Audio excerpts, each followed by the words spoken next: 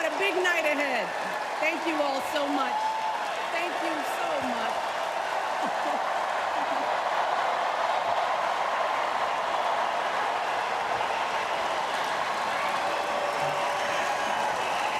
Okay.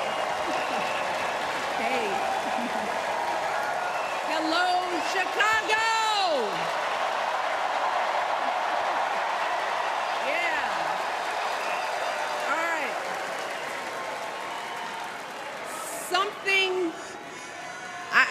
Something wonderfully magical is in the air, isn't it?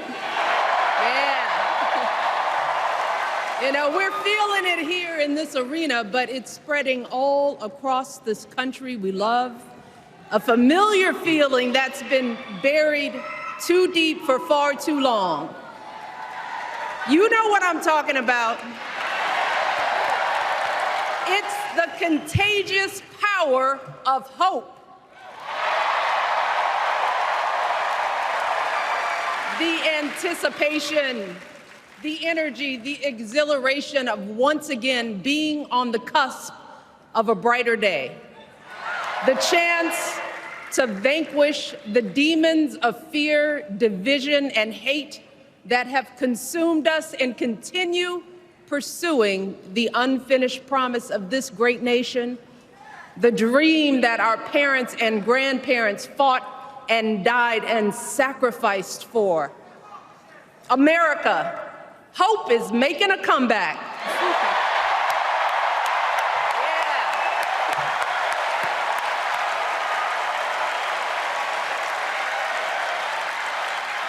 But to be honest, I am realizing that until recently, I have mourned the dimming of that hope. And maybe you've experienced the same feelings, that deep pit in my stomach, a palpable sense of dread about the future. And for me, that mourning has also been mixed with my own personal grief. The last time I was here in my hometown was to memorialize my mother, the woman who showed me the meaning of hard work and humility and decency, the woman who set my moral compass high and showed me the power of my own voice. Folks,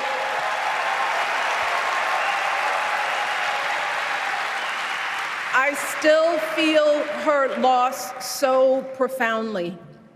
I wasn't even sure if I'd be steady enough to stand before you tonight, but my heart compelled me to be here because of the sense of duty that I feel to honor her memory and to remind us all not to squander the sacrifices our elders made to give us a better future.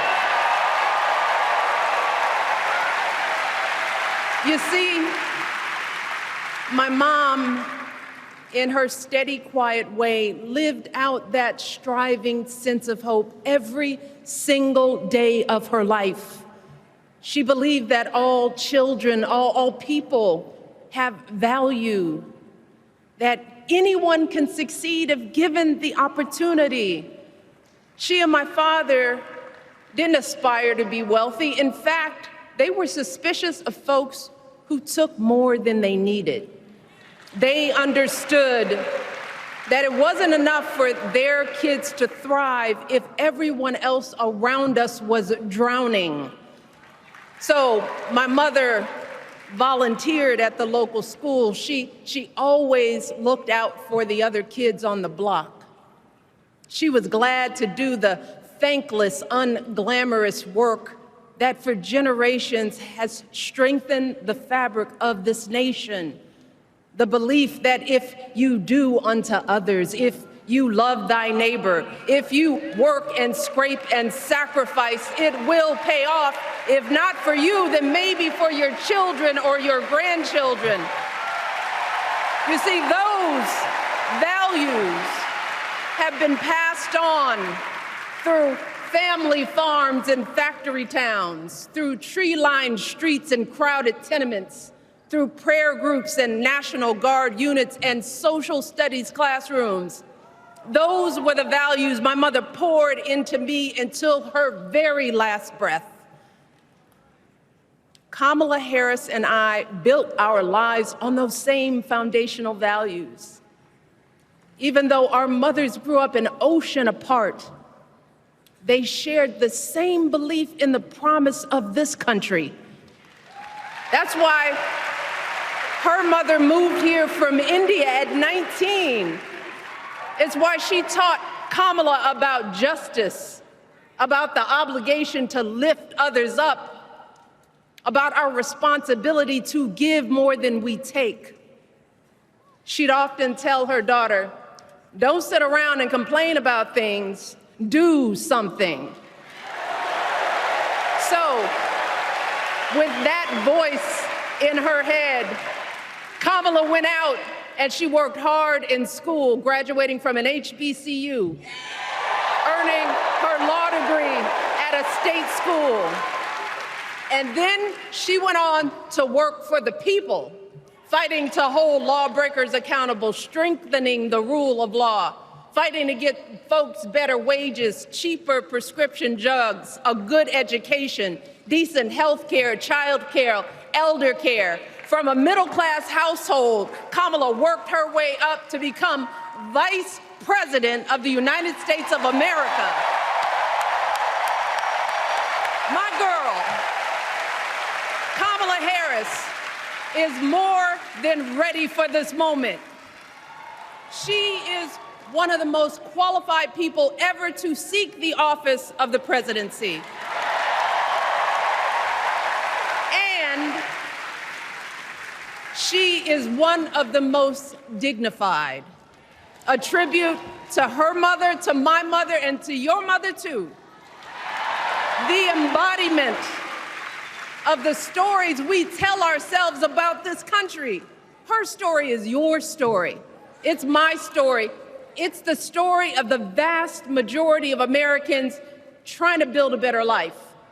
Look, Kamala knows, like we do, that regardless of where you come from, what you look like, who you love, how you worship, or what's in your bank account, we all deserve the opportunity to build a decent life. All of our contributions deserve to be accepted and valued. Because no one has a monopoly on what it means to be an American. No one.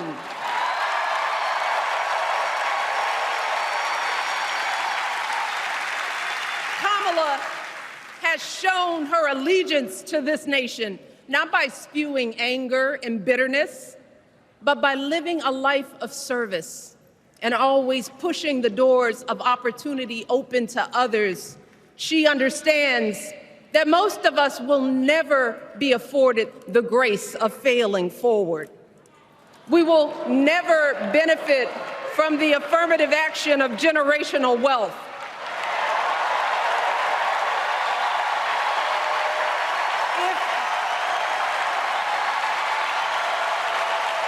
If we bankrupt a business or choke in a crisis, we don't get a second, third, or fourth chance. If things don't go our way, we don't have the luxury of whining or cheating others to get further ahead. No. We don't get to change the rules so we always win. If we see a mountain in front of us, we don't expect there to be an escalator waiting to take us to the top. No. We put our heads down. We get to work.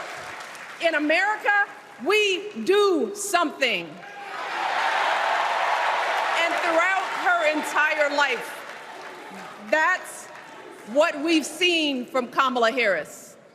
The steel of her spine, the steadiness of her upbringing, the honesty of her example, and yes, the joy of her laughter and her light. It couldn't be more obvious obvious. Of the two major candidates in this race, only Kamala Harris truly understands the unseen labor and unwavering commitment that has always made America great.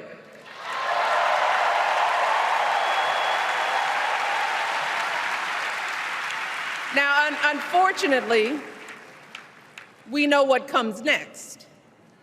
We know folks are going to do everything they can to distort her truth. My husband and I sadly know a little something about this. For years, Donald Trump did everything in his power to try to make people fear us. See, his limited, narrow view of the world made him feel threatened by the existence of two hardworking, highly educated, successful people who happen to be black.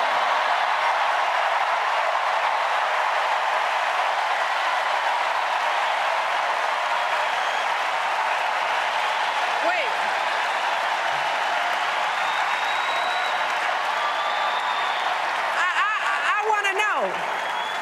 I want to know. Who's going to tell him that the job he's currently seeking might just be one of those black jobs?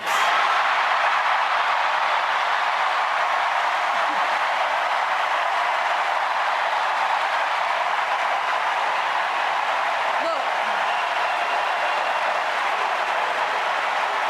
it's his same old con. His same old con. Doubling down on ugly, misogynistic, racist lies as a substitute for real ideas and solutions that will actually make people's lives better. Look, because cutting our health care, taking away our freedom to control our bodies, the freedom to become a mother through IVF like I did, those things are not going to improve the health outcomes of our wives, mothers, and daughters. Shutting down the Department of Education, banning our books, none of that will prepare our kids for the future. Demonizing our children for being who they are and loving who they love, look, that doesn't make anybody's life better.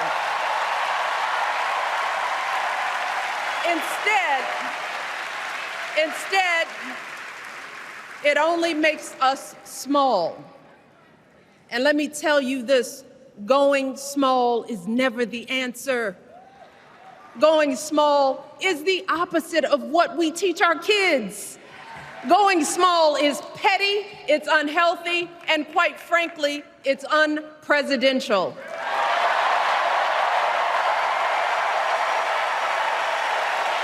So, why would any of us accept this from anyone seeking our highest office? Why would we normalize that type of backward leadership? Doing so only demeans and cheapens our politics. It only serves to further discourage good, big-hearted people from wanting to get involved at all.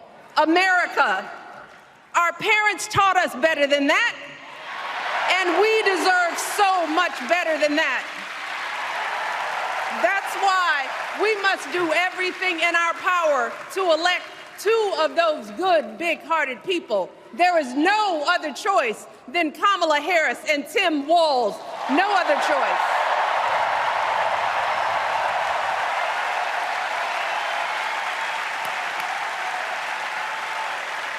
But as we embrace this renewed sense of hope, let us not forget the despair we have felt. Let us not forget what we are up against. Yes, Kamala and Tim are doing great now. We're loving it. They're packing arenas across the country. Folks are energized. We are feeling good.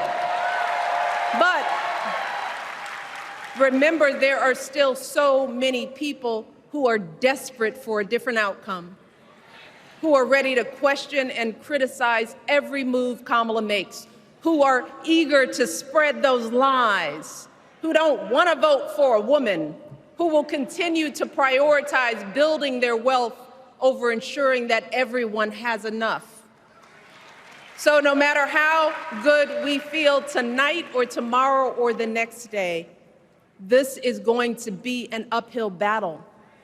So folks, we cannot be our own worst enemies.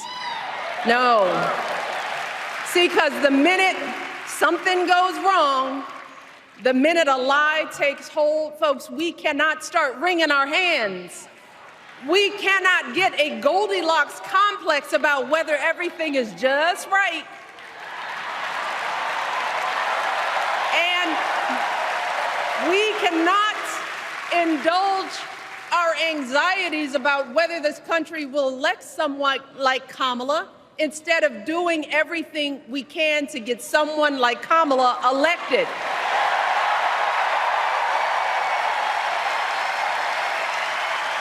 Kamala and Tim, they have lived amazing lives. And I am confident that they will lead with compassion, inclusion, and grace. But they are still only human. They are not perfect. And like all of us, they will make mistakes. But luckily, y'all, this is not just on them. No, this is up to us, all of us, to be the solution that we seek. It's up to all of us to be the antidote to the darkness and division. Look, I don't care how you identify politically, whether you're Democrat, Republican, Independent, or none of the above. This is our time to stand up for what we know in our hearts is right.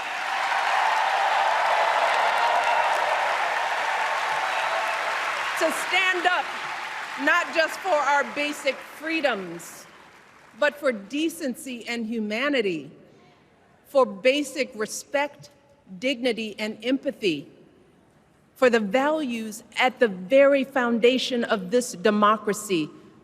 It's up to us to remember what Kamala's mother told her. Don't just sit around and complain, do something. So if they lie about her, and they will, we've got to do something. If we see a bad poll, and we will, we got to put down that phone and do something. If we start feeling tired, if we start feeling that dread creeping back in, we got to pick ourselves up, throw water on our face, and what? We only have 2.5 months, y'all, to get this done. Only 11 weeks to make sure every single person we know is registered and has a voting plan. So we cannot afford for anyone America to sit on their hands and wait to be called. Don't complain if no one from the campaign has specifically reached out to you to ask you for your support. There is simply no time for that kind of foolishness. You know what you need to do. So, consider this to be your official ask. Michelle Obama is asking you, no, I'm telling y'all to do something.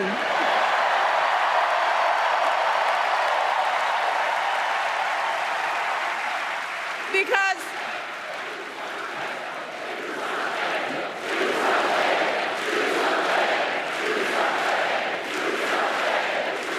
you all, this election is going to be close. In some states, just a handful, listen to me, a handful of votes in every precinct could decide the winner. So we need to vote in numbers that erase any doubt. We need to overwhelm any effort to suppress us. Our fate is in our hands. In 77 days, we have the power to turn our country away from the fear, division, and smallness of the past. We have the power to marry our hope with our action. We have the power to pay forward the love, sweat, and sacrifice of our mothers and fathers and all those who came before us. We did it before, y'all, and we sure can do it again. Let us work like our lives depend on it.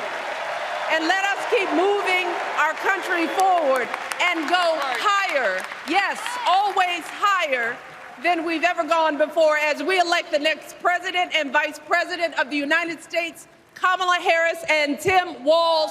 Thank you all. God bless.